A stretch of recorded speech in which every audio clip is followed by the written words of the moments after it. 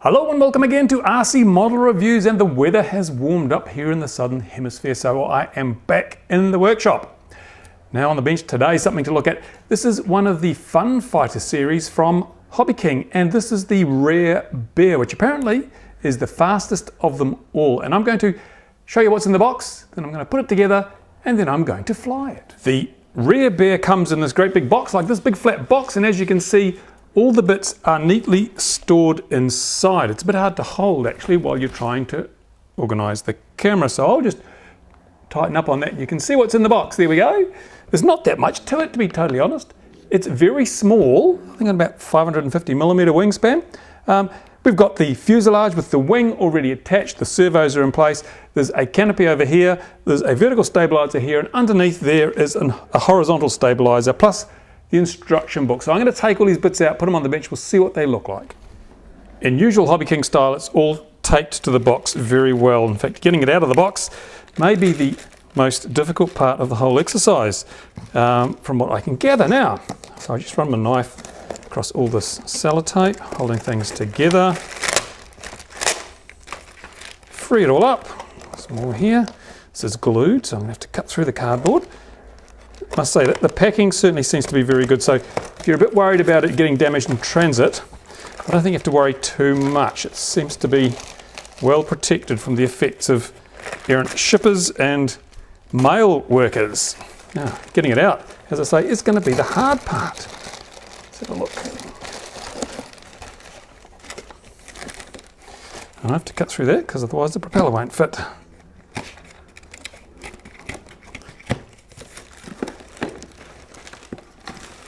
As you can see inside the fuselage itself, we've got a speed controller. It's already wired in. We've got a little servo here for the elevator. Got the aileron servos. Got these connectors to go into your receiver. And the motor is already installed. Propeller's already installed. A really quick build coming up here. I don't think this will take very long at all, but I've had some issues with the speed controller. Apparently HobbyKing say this has been uprated to handle a 4-cell pack.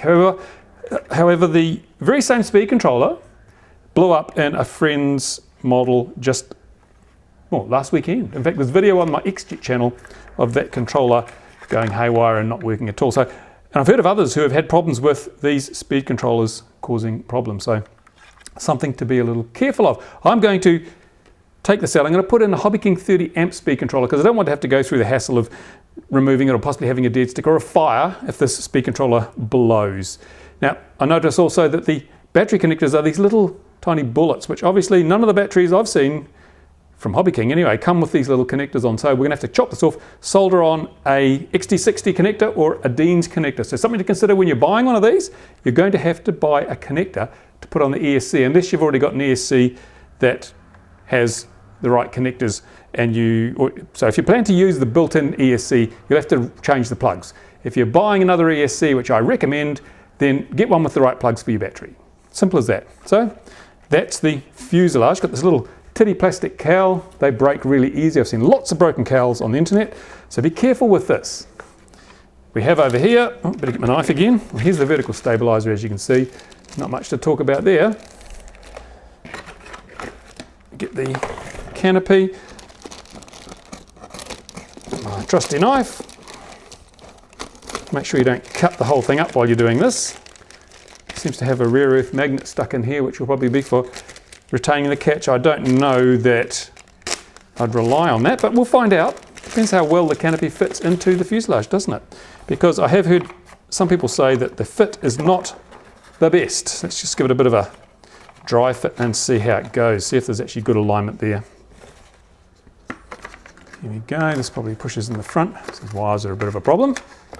Come on, get out of the way, damn you. Do it on camera so you can see what's happening. These wires are an issue. We're trying to get this speed controller out of the way. And the wires all hunkered down. Yeah, there is a bit of a gap along the side. It's not too bad. So I'm happy with that. It seems to fit all right. So let's put the damn thing together. See how long it takes, eh? So here's all the stuff laid out on the workbench here. We've got the vertical stabilizer, we've got the canopy cover, we've got the horizontal stabilizer rear of the fuselage section, and then the major component, which is the already assembled wing and fuselage with motor pre-installed. You also get 2 spare propellers. What are they trying to say? I have no idea. How do they know I would be flying it?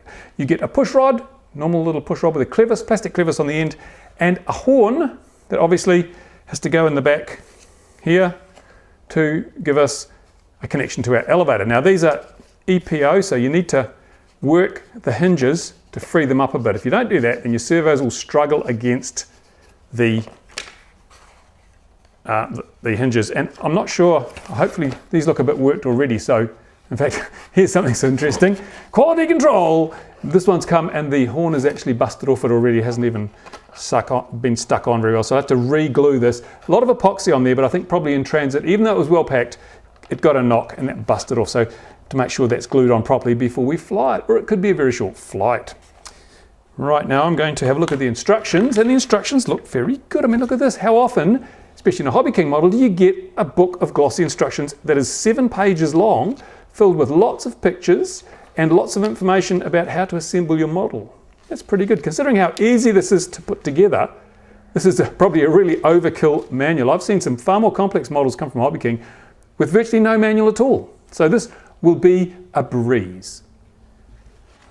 Well, I've just been browsing the manual and I might have been a little bit premature in saying it was a great manual, because the first step here is, according to the manual, here we go, open the canopy, which wasn't actually closed because it came as a separate piece, is to lightly sand the joint areas of the fin and surfaces inside the fuselage and glue this bit on, I suppose. There, that way, glue that on there. The problem is, they didn't tell you to put the horn on yet, and I think once you've got that glued on there, it might be a bit difficult. Or will it? I shall read on. I shall read on. Yes, there's no mention of fitting the elevator horn in the instructions. It's a bit tragic, isn't it? So you could have put this together and found, oh no, I didn't put the... Of course, once you put this piece on, you can't get at that horn. So the instructions are a little flawed in this model. First thing to do, I suspect, is to glue the horn in. And glue it in a damn sight better than this one was glued on there, okay? That's what I'll do.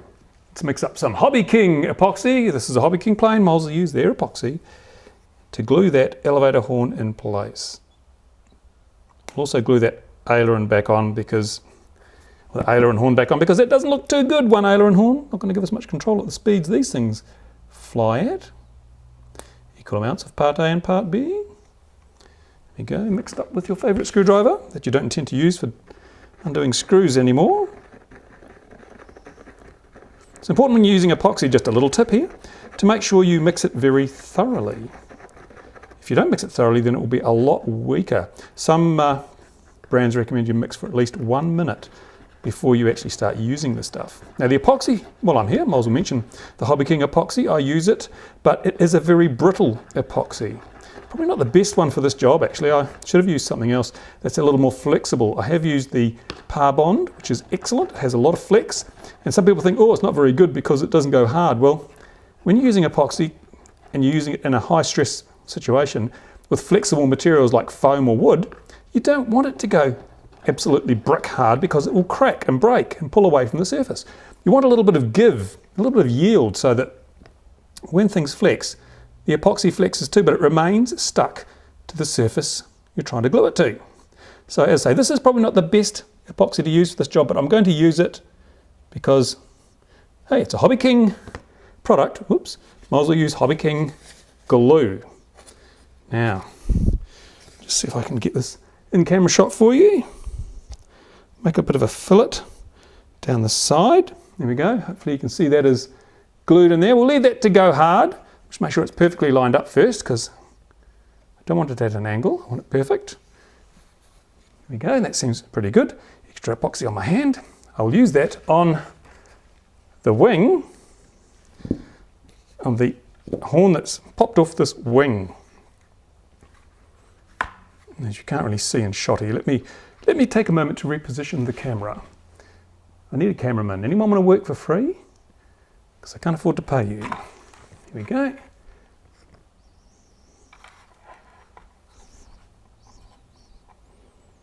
See, this epoxy they've used is quite brittle too, which probably explains why it broke off. I'll be keeping a close eye on these horns to make sure they don't pop off again. This should just slot back in where it came from with any luck. Of course, my hands are now covered in epoxy, so I don't want to leave oily, greasy, horrible epoxy fingerprints all over the model. To move the servo to get it lined up.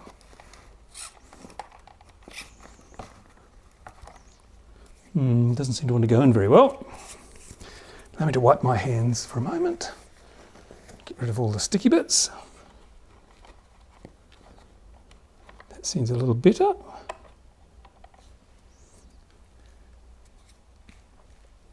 You might take that clevis off. Might be the best way to do this. There we go. Right.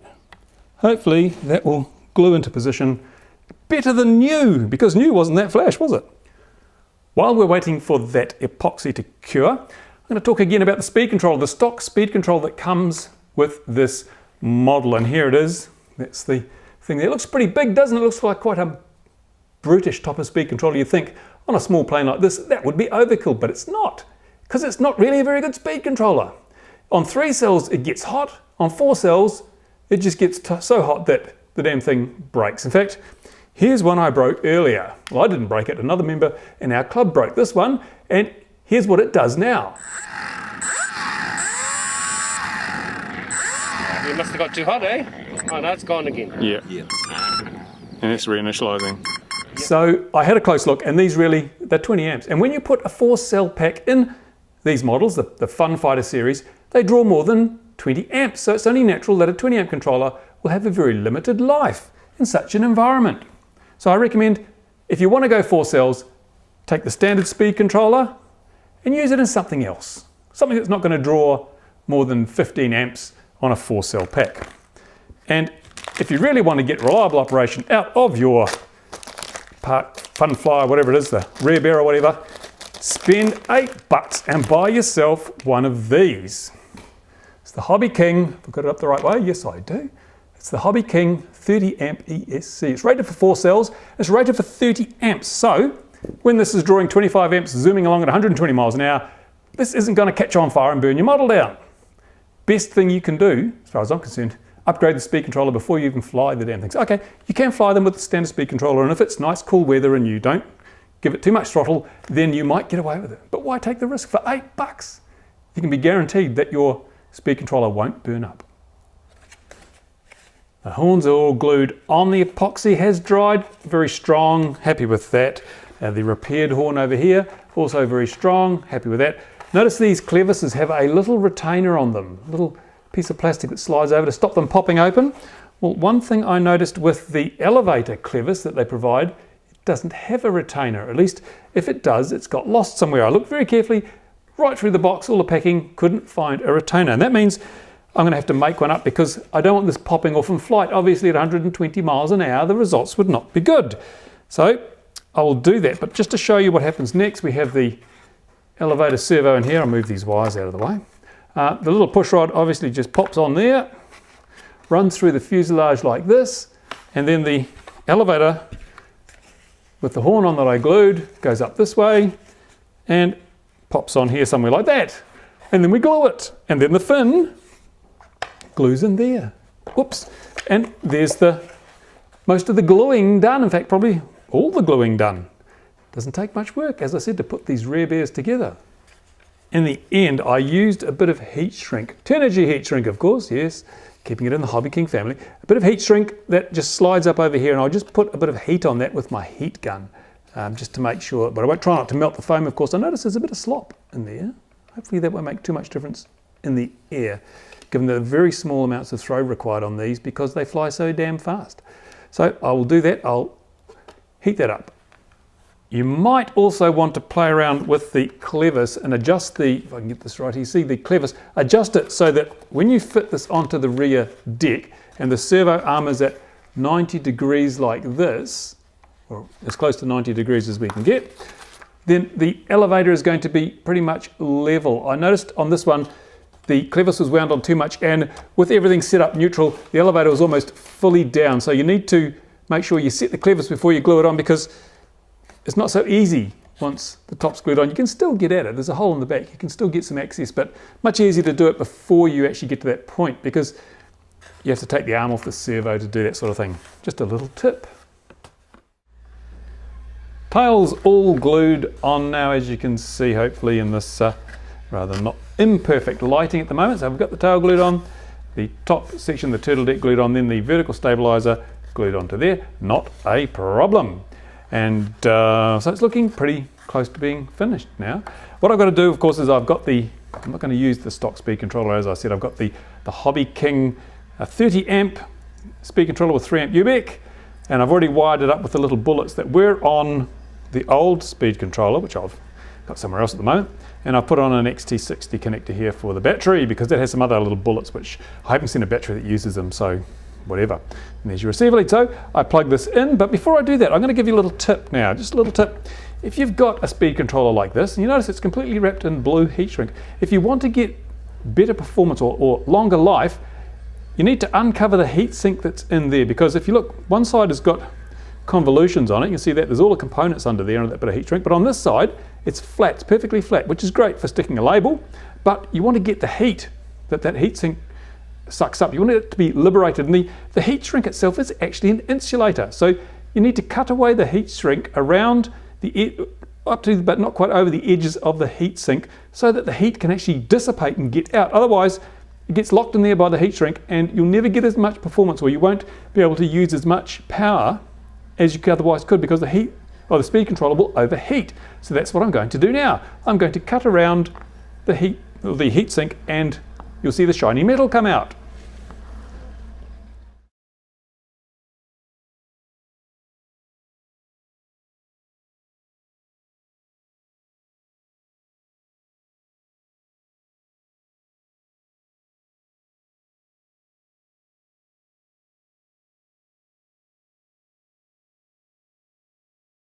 Okay, now, as you can see, there's metal under here. This is the actual heatsink portion of the ESC.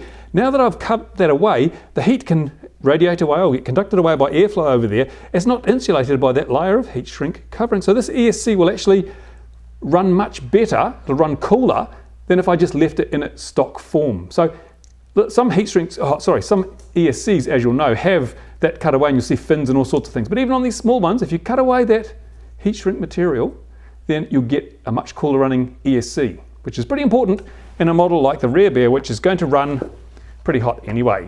So now I just got to wire this in here, and pretty much done. Here I have my 480 milliamp, 4-cell 850 milliamp Turnigy Nanotech battery, nicely wrapped in foam, bubble wrap, so I can't get at the damn thing. There you go. And that is, according to HobbyKing, the preferred battery for this machine if you want some speed. There it is, look at that.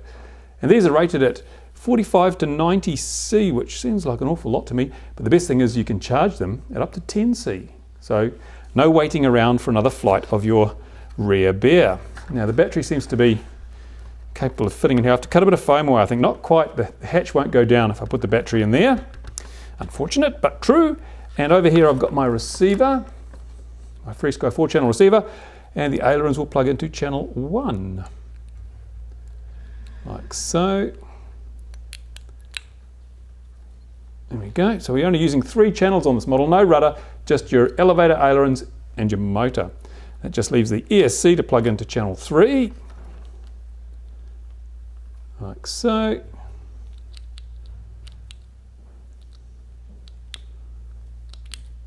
There we go. And that's the radio gear installed. Of course I have to mount my receiver somewhere, so I shall probably lay it down the back here and just arrange for my little antenna to poke out the side through a little hole I shall make. I'll velcro the receiver in there, and hopefully the center of gravity will be all okay. It's supposed to be 30 millimeters from the leading edge. It seems a little bit nose heavy. Might have to move stuff around a bit. It's very nose heavy at the moment. What will I do? I don't know. Fiddle around.